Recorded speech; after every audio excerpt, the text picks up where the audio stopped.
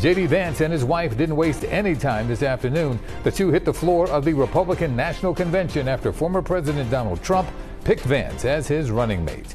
The convention opened with a moment of silence and prayer following Saturday's attempted assassination at a rally in Butler, Pennsylvania. One man died at the rally protecting his family. Two others who were wounded are expected to recover. I'm Yuki Washington. I'm Jessica Cartalia. Here's the very latest on the assassination attempt of Donald Trump. The shooter's father called local police after the shooting in Butler. That's according to 3 law enforcement officials. The AR-style rifle was used in the shooting, and it was purchased legally by his father in 2013, sources confirmed to CBS News. Meanwhile, federal investigators gained access to the shooter's phone today. 2 law enforcement sources told CBS News the phone has not provided any information about a potential motive. Under direction from President Biden, Secret Service protection will now be given to presidential candidate Robert F. Kennedy Jr. as well. The independent candidate's campaign was requesting Secret Service protection long before the attempt on Trump's life.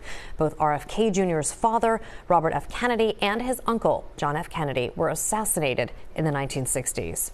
The Republican National Convention began as planned today under tight security. Delegates officially declared former President Trump as the Republican nominee, and the RNC formally nominated J.D. Vance for the vice presidential slot.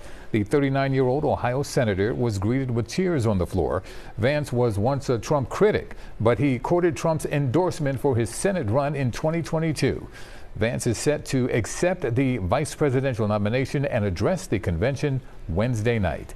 CBS Philadelphia's Dan Snyder is in contact with Pennsylvania delegates who are in Milwaukee for the convention. Let's check in with Dan right now. Good evening. Hey, Yuki. Yeah, delegates I spoke with expected a pretty smooth convention, saying they felt unified going into it. But that word, unity, took on a whole new meaning after Saturday's attempted assassination of former President Trump. Delegates tell me they see this week as an opportunity to help reunite all Americans.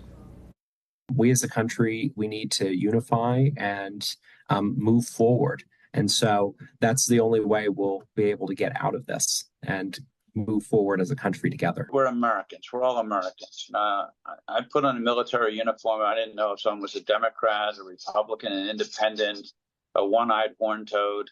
And I was serving this nation. And I think we are all serving the nation, Democrats and Republicans. Now we'll start seeing what that tone exactly will look like tonight with a slew of top Republicans set to take the stage. That includes Governors Glenn Youngkin of Virginia and Kristi Noem of South Dakota and Senator Tim Scott of South Carolina. Yuki? All right, Dan, thank you so much for that. Philadelphia officials, including District Attorney Larry Krasner today, condemned political violence in light of the assassination attempt on former President Trump. Violence against any candidate of any party is completely unacceptable in a free society. Efforts to stop people from voting are completely unacceptable. City leaders say they have been working for months to prevent political violence and ensure a safe election environment for voters come November.